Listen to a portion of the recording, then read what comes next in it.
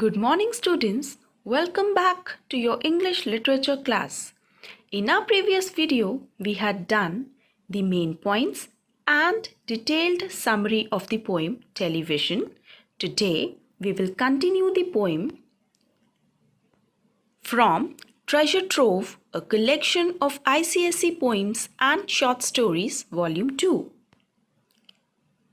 Let's discuss the objectives. By the end of this video, you will be able to understand the theme, style, critical appreciation, and literary devices of the poem. We will start with theme. Watching television. The poet describes the television set as the idiot box, out of his aversion for it. Those who continue to watch television are, in fact, involved in a passive process. They are not actively engaged with the stuff that they watch. They receive and accept it as it is. Aversion means dislike, or passive means inactive. Children, the poet calls TV as an idiot box because he doesn't like it due to its numerous disadvantages. According to the poet, the people who watch TV involve themselves in a passive process because it is non-responsive. While watching TV, we are only passive viewers. We are not actively involved with what we watch. We only receive it as it is. Let's proceed further, students. This is contrary to what happens when we read something interesting. We remain active and alert and use our mental faculties, thus sharpening our brain. No wonder Dell prefers reading books to watching TV. Contrary means opposite. Faculties means powers. Students, watching TV is entirely opposite to reading. While reading, we remain active and use our mental powers. So, reading helps in sharpening our brain as we involve ourselves completely. So the poet prefers reading books to watching TV. Death of imagination. Dell was primarily a story writer and a thinker. He wrote stories for children with the view to induce them to imagine those things which they cannot see, feel, or touch. This is possible only if children are possessed of keen imagination.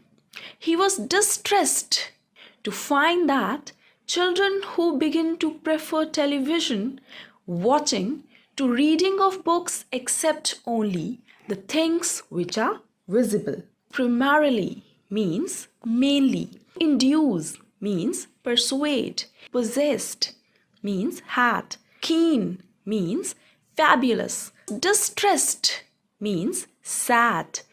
Students, in order to enhance the creativity and imagination, Roald Dahl wrote various stories for children.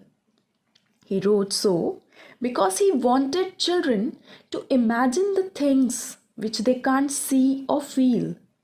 And it will only happen if the children will read more and more books. And the poet is sad because, according to him, the children who prefer watching TV to reading accept the things which are real. Let's proceed further.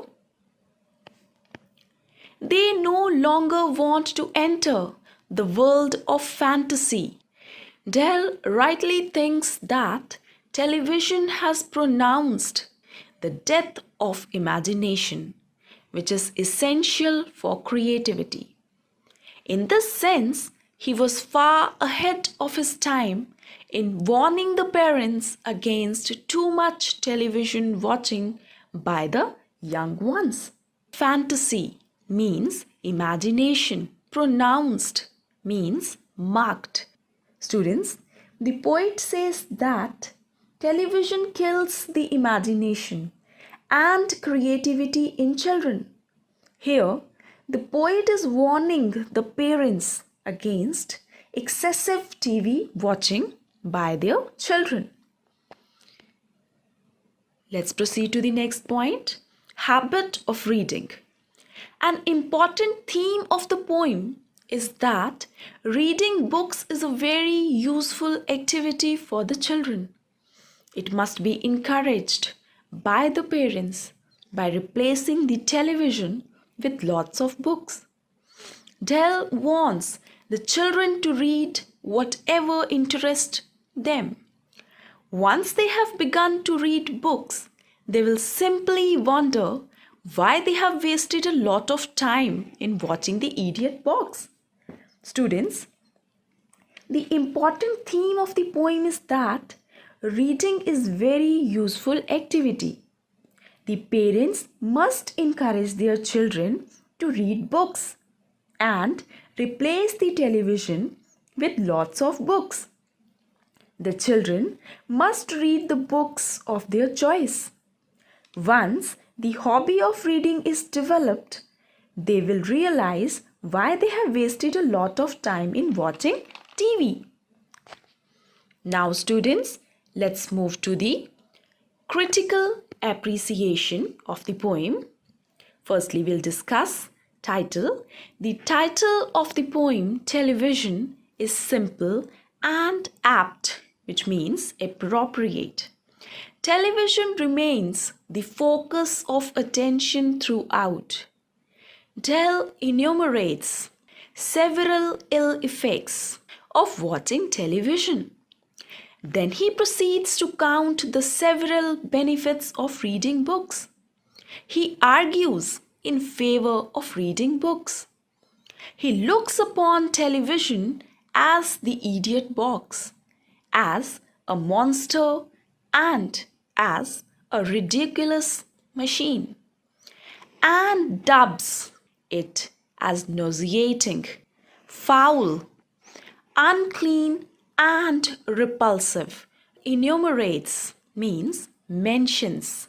Ill effects means bad effects. Ridiculous means senseless. Dubs means calls. Nauseating means sickening.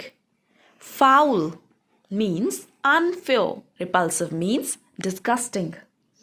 Children, the title of the poem is very simple and appropriate. The poet is talking about television throughout. The poet mentions several bad effects of TV watching and mentions various benefits of reading. He is in favor of reading books and calls TV as the idiot box, a monster, and a senseless machine because of its ill effects, and also calls it unfair, unclean, and disgusting machine due to its non-responsiveness and passivity. Now children, let's discuss the modern response. Dell might seem to be exaggerating to the young viewers of television. However, his viewpoint has been endorsed by several eminent persons and study surveys. There are many homes without television sets. However, in a new technology age, even television set has been replaced by smartphones and other gadgets. Consequently, the habit of reading has been pushed further back. The new generation gets every type of knowledge from the net, means internet, or the television. Dell's warning, however true, has a few takers these days. But those who want to add wisdom to knowledge must go back to good old books. Books, traditional or non-traditional, are irreplaceable. Exaggerating means represent as being larger. Endorsed means countersigned. Eminent means famous. Consequently means as a result. Irreplaceable means cannot be replaced. Children, it seems exaggerating to the young viewers of TV. The poet seems desperate to make people avoid watching TV for the welfare of their children. In this modern era, even TV is replaced by the smartphones and other gadgets. As a result of it, the habit of reading is decreased. Nowadays, we get every type of knowledge from the internet or from the TV. But those who want to have knowledge in depth must read more and more good books, because books are not replaced by anything. Let's move further, students. The style of the poem, form and structure. The poem consists of 93 lines and is fairly long in the modern context. It is not divided into separate units or segments. It is written in a free style simply because the poet's main aim is to give a message and not to create any special poetic effect. The looseness of form can only be justified keeping in view its didactic, means instructive purpose. Children, this is a long poem of 93 lines which is written in a free style because it is basically written to give a message. The poet intends to give a message to the young viewers and the parents of the young children. Let's move further, students. Let's discuss the literary devices. First is rhyme scheme. The poem uses rhyming couplets with the exception in lines 31, 32 and 33 throughout the poem, and the rhyme scheme is AABP as in these opening lines. The most important thing we have learned so far as children are concerned is never let them near your television set. Students, the rhyme scheme of this poem is AABB, which means the last word of first line rhymes with the last word of second line. It means the last word of first line has the same sound as the last word of second line, and the last word of third line has the same sound as the last word of fourth line. See, students, learnt, concerned, same sound. Let, set, again similar sound. So the rhyme scheme is AABB. Let's move further. Rhetorical devices.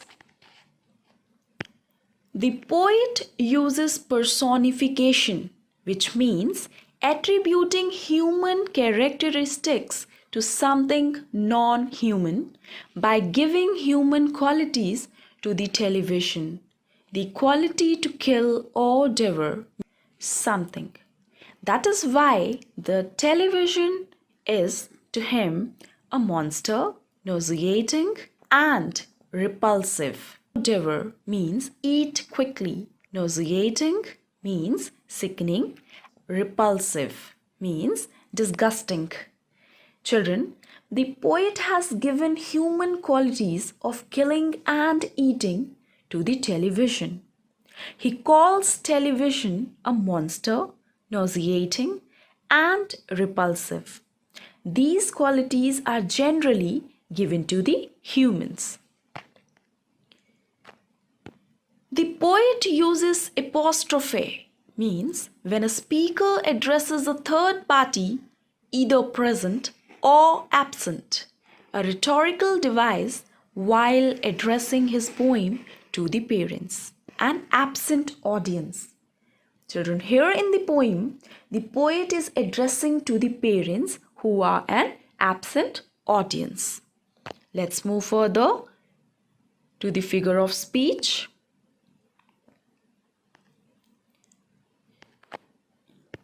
The poet uses hyperbole, means when a speaker intentionally uses overstatement for effect. For example, we saw a dozen eyeballs on the floor.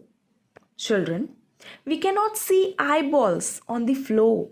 This is just used to exaggerate or intentionally written for the effect or emphasis.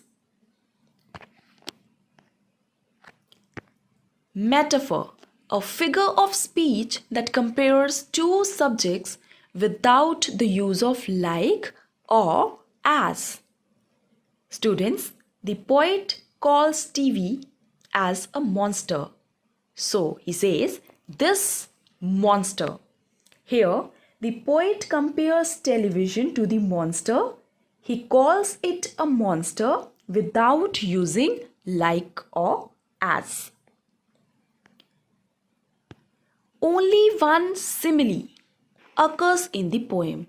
Simile means figure of speech that compares two subjects with the use of like or as. See, students, his brain becomes as soft as cheese.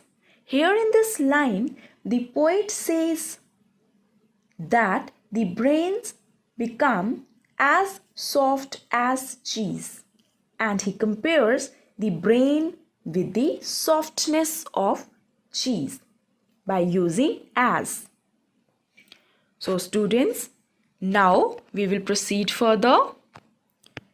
The language. The poet uses almost the language of prose in writing this poem. He has avoided the use of figures of speech. The use of capital letters is made to put emphasis on the message. It is significant that the poet uses we instead of I to underline the fact that he wants to say is not merely his personal opinion. Rather, it is the opinion of a number of persons like him who are worried about the children's habit of watching the television. Students, the poet has used the language of prose, the language of stories. No figure of speech has been used in the poem. Capital letters are used to emphasize the disadvantages of watching TV. Students, we is used as he wants to tell that this is not just his personal opinion. It is an opinion of all those people who are worried about their children's habit of watching television. So students, this brings us to the end of this topic. Your homework is learn the theme and critical appreciation of the poem.